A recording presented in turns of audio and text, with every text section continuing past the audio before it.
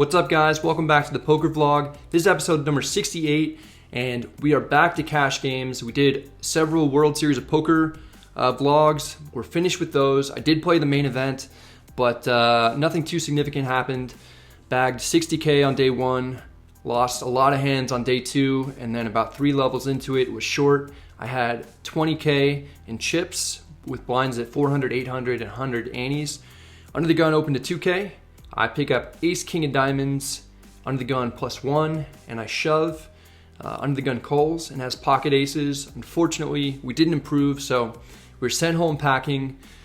Still a fun tournament, but after that, I wanted to get back into cash games, and I kind of wanted to just get out of Vegas. A few of my buddies, who you might recognize if you've been watching this vlog for a long time, they invited me to go to Scottsdale to play Talking Stick, one of my favorite casinos.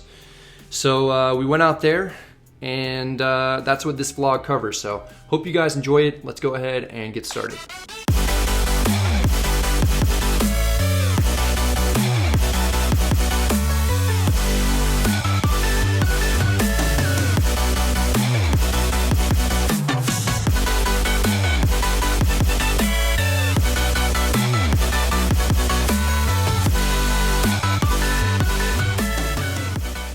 Feels great to be playing cash games again.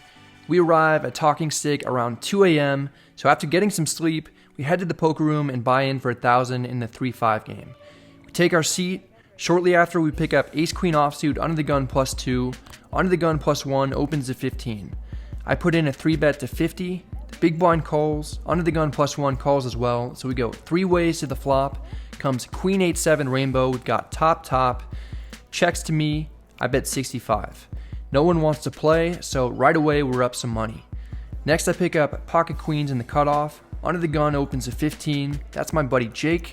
You may remember he lost 20,000 gambling one night in Laughlin way back during episode 2.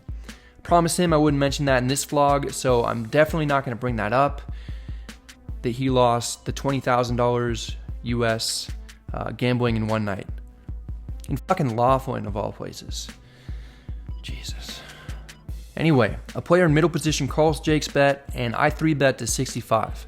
Jake calls, and so does the other player, so we go 3 ways to the flop. It comes 10-8-7 with 2 clubs. Checks to me. This is a little too coordinated of a board. It's going to hit my opponent's ranges pretty hard, and once I 3-bet, I'll mainly only have 1 pair hands, so I check back for pot control. The turn is another 10. It checks to me. Now that it's checked twice, I feel confident that I have the best hand, and I bet 80. Jake folds, but the middle position player calls. Let's pause for a second and look at Jake's face here. He's having a great time. The river is the 5 of spades. The opponent checks. I put out a bet of 110. The player folds, and we take down another pot. In this one, we're dealt king jack suited, middle position. Under the gun limps in. I raise to 20. Under the gun calls, so we're heads up. The flop comes queen 8-6 rainbow with 1 club.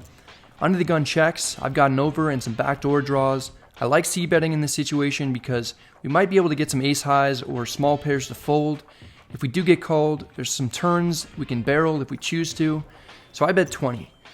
The under the gun player calls. The turn is the deuce of diamonds. It's not a card that improves our hand at all. The opponent checks. I check back. The river is the king of hearts. Now the opponent leads for 75. We do have top pair, but honestly, it doesn't seem like there's any chance this guy's bluffing. Unfortunately, I forgot to pack my fold button on this trip. I call because I hate money. The player turns over pocket 6s for a flopped set, and he took us to Value Town. Not happy about that one, but I pick up ace-king offsuit a few hands later in the small blind. 3 players limp in. I raise to 40. Under the gun +1 is the only caller. The flop comes 9-7-5 rainbow, and we both check. The turn is the 9 of hearts. There are 2 hearts out there now. I bet 55. The opponent calls. The river is the deuce of diamonds. I check. Now the player bets 70.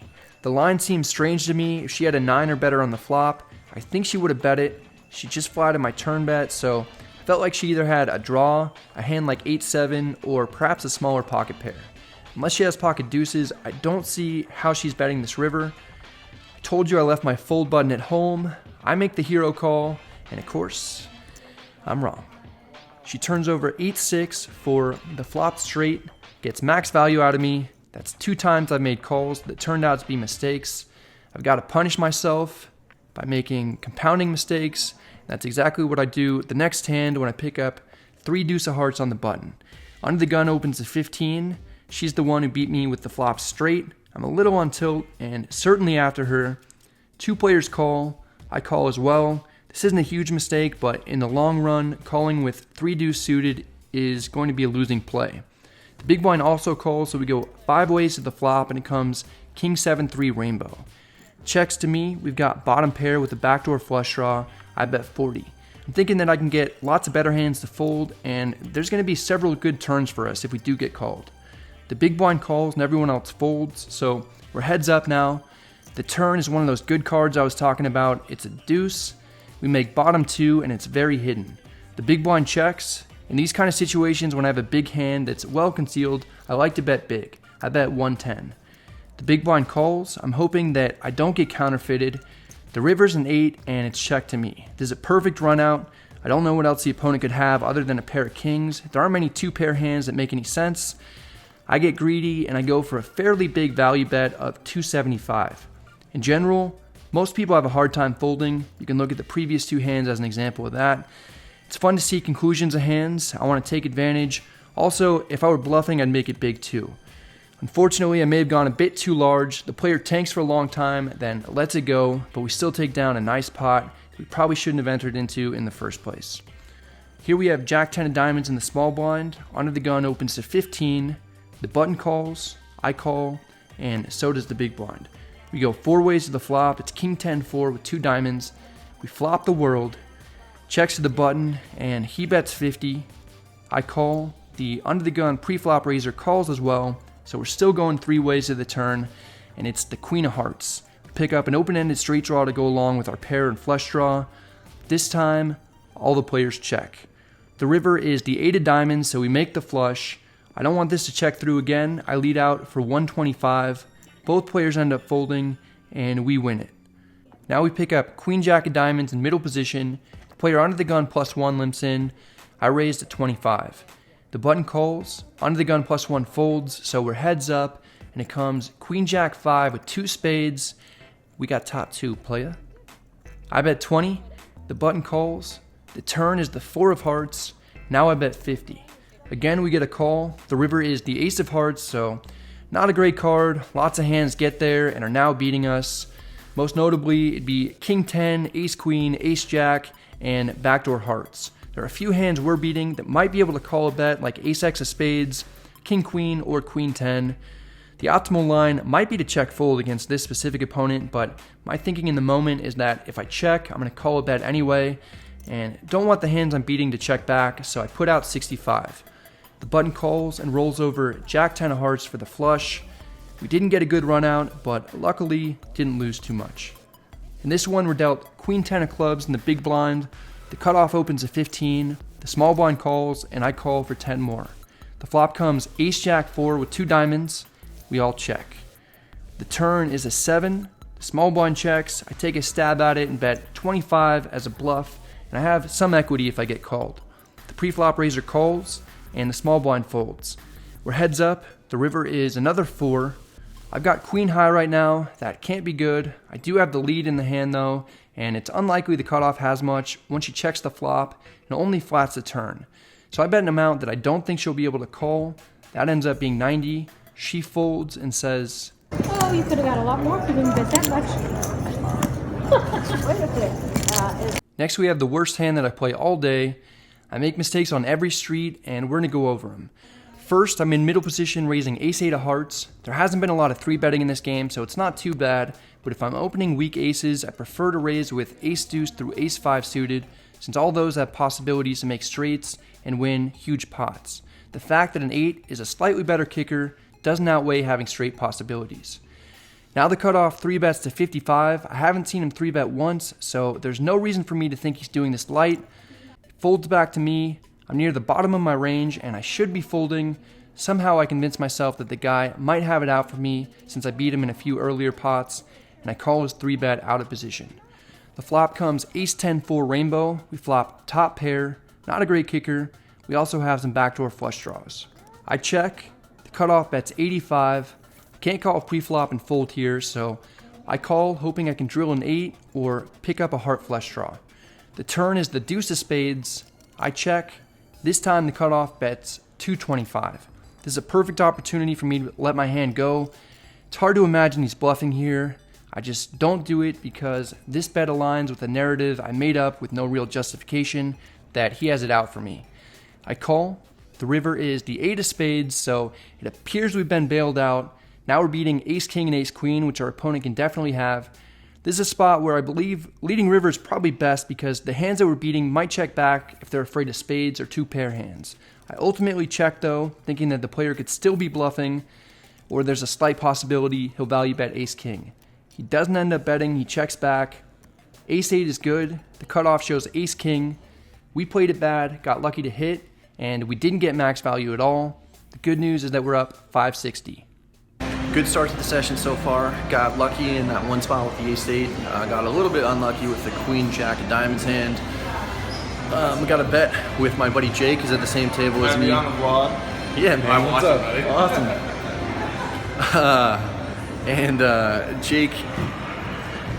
Jake and I have a bet where whoever wins the most money wins some extra cash. So I'm getting 3-1 on a $200 bet. So if I win, I get $600. So far, he's up, I think, like 900, and I'm up about 500. He's way better than me, so I'm definitely a big underdog. So I don't know. We'll see how it goes. Once we come back, we're under the gun with aces. We opened at 20. Middle position player calls. Small blind also calls, so 3 of us see the flop. It's king jack 8, all diamonds.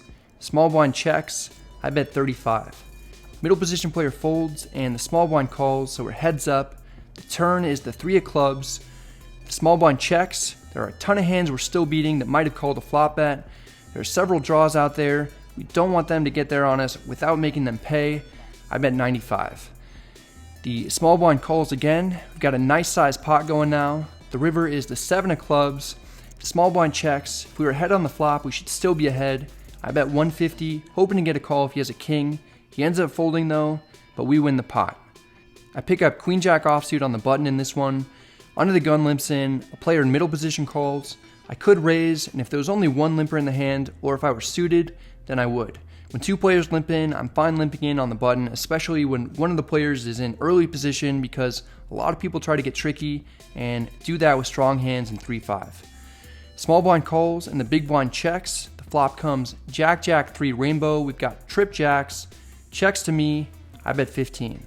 The big blind and middle position player both call. The turn is an 8. Checks to me again. Now I bet 25. The big blind folds, but the other player calls. It's looking like she may have a jack as well. I'm beating jack 9 and jack 10, but losing to jack 8, king jack, and ace jack. This particular opponent could potentially have any of those. The river is a 4. The opponent checks. Not going to check back trips. I bet 65. The player calls. I turn over queen jack. It's a winner. Middle position player says she has jack 9. Next I pick up ace 10 of diamonds, under the gun +1, and open to 20. Under the gun +2 calls. So does the player in middle position. The flop comes 8-7-5 with 2 diamonds. I bet 30. Under the gun +2 folds. Middle position player makes the call. The turn is a 9, so I pick up an open-ended straight draw to go along with my flush draw, but any 6 makes a straight. I check. The opponent bets 75. I call. The river's no help. It's another 7, so I brick everything. I check. The opponent checks back, and he wins it with 10-9 offsuit. After that, I get pocket jacks in the big blind. 2 players limp in. The small blind raises to 20. I 3-bet to 70. The limpers fold, and the small blind calls, so we're heads up in position, and the flop comes king 8-5 rainbow.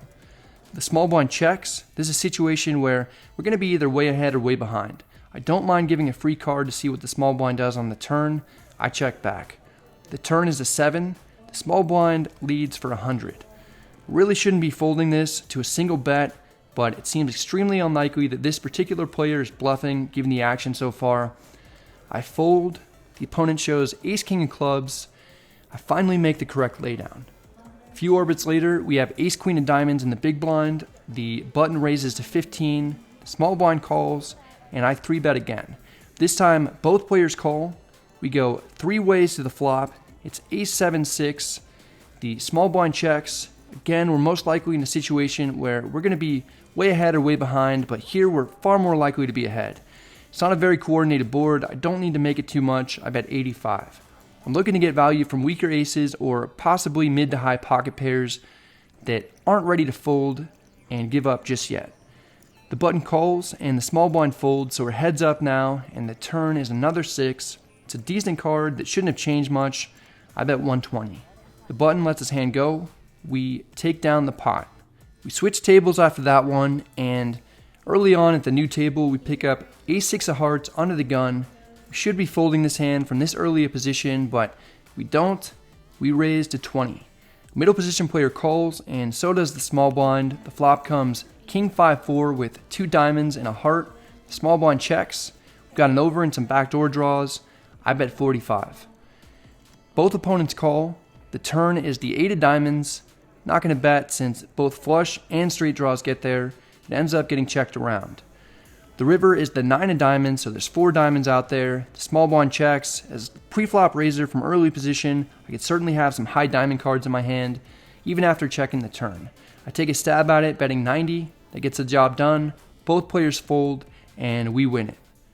Later, I'm dealt jacks in the small blind. The cutoff opens at 20. He has a somewhat short stack. I 3-bet to 70.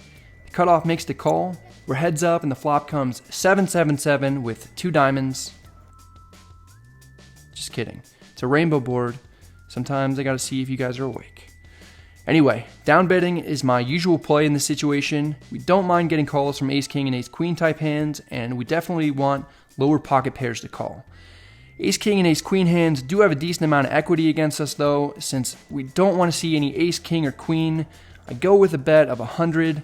I don't like it much in hindsight, hoping it'll look a bit like a bluff, and the cutoff could potentially call or even jam with a hand that we're ahead of. He ends up folding though, which is not necessarily the worst result. I end up running extremely cold for a few hours after that. No big hands happened. I just kept missing flops, maybe c-bet and have to give up. Started playing worse by widening my range and continued to miss flops. My stack dwindled, but I was still up a few hundred. This last hand is a good example of the type of things that were happening. I pick up ace-5 of clubs in the cutoff. We're playing 7-handed now, and I raised to 20. The big blind calls. The flop comes jack 8-3 with 2 clubs. It's a good flop for us since we're drawing to the nuts. The big blind checks. I bet 25. The player calls. The turn is another jack. Big blind checks again. Sometimes I'll check back, but I've seen this player float flops light, and I want to bet in order to get him to either fold or perhaps I can build a bigger pot in case I hit a club or an ace. I put out 65. The player calls again. We're still ahead of all draws, so we're not in terrible shape. The river is the 6 of diamonds. The big blind checks. Our hand has some value, so I check back. The big blind shows ace-queen offsuit. He didn't believe me, called down light, and I bricked everything, so ends up working out for the opponent. Tired after playing almost 9 hours. I went from being up 900 to now only being up slightly more than 200.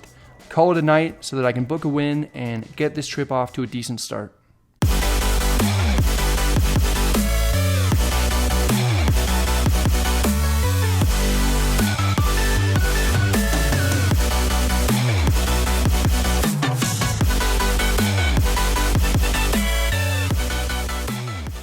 Just cashed out for a little over 1,200. A long day. Played for 8 hours and 40 minutes. Just went on a real cold streak there at the end, the last 4 hours. Bluffed a little bit, but other than that, there weren't really any big hands, any hands that I lost like over $100 or anything. Just couldn't really connect with any flops. People were calling me down light and just couldn't win. So that's it. Gonna go maybe take a nap and play later. That's it for this one, guys. I hope you enjoyed it. If you did, please make sure to hit the like and subscribe buttons if you haven't yet. Helps out the channel a ton. And if you have any questions or comments, then let me know in the comment section. I mentioned earlier in this video that Jake and I had a prop bet. He was giving me 3-to-1 odds on a $200 bet. We were gonna see who could make the most money during the whole Arizona trip. And he ended up buying out during this session. I was up about 900. He was down, I think 500 or 600. And he wanted to go play PLO, which wouldn't have been part of our bet. So he bought out for 150, and kind of wish that he didn't, because I ended up being the big winner on the trip out of our group. I won 3,500. I had a great second day. I won $2,000 in like a 10-hour session, and I wasn't planning on filming that one, but I did do some recap filming, and I'm gonna put a video out of that shortly so you can see all the big hands. Should be pretty awesome. Once we came back from Arizona, Andrew and I had our World Series of Poker wrap-up party at the Westgate. Thanks a lot to everybody who showed up. That was a ton of fun. We had beer pong, flip cup, and it was just great to meet everybody. Big thanks to the Westgate for allowing us to use their penthouse suite. I think it was 13,000 or 15,000 square feet or something. Also, big thanks to Jen Kramer, who is a magician at the Westgate. She came up just to hang out with everybody, perform some magic tricks, and entertain. So be sure to see her if you're ever in Las Vegas at the Westgate. She's awesome. A few more announcements. We've got some meetup games coming up. I'll have links down below in the description box for more information regarding those. But September 7th, we're going to Redbird's Hideaway in Seattle. And September 11th, we're going to the Texas Card House in Austin. So if you're in those areas, come play some poker, have some drinks with us, and hang out. Also, I'm going to Denver for the HPT event, the main event, and I'm probably gonna play some satellites as well. That'll be September 20th through the 24th, and I'm happy to hang out with anybody in Denver and grab some beers. So hope you guys are all doing well. Good luck at the tables, and I'll see you next time. What's up, poker vlog? We got some Sour Patch Kids. What's wrong with this fucking bread guy? I'm with my best buddies going to Arizona. Perfect. Nailed it.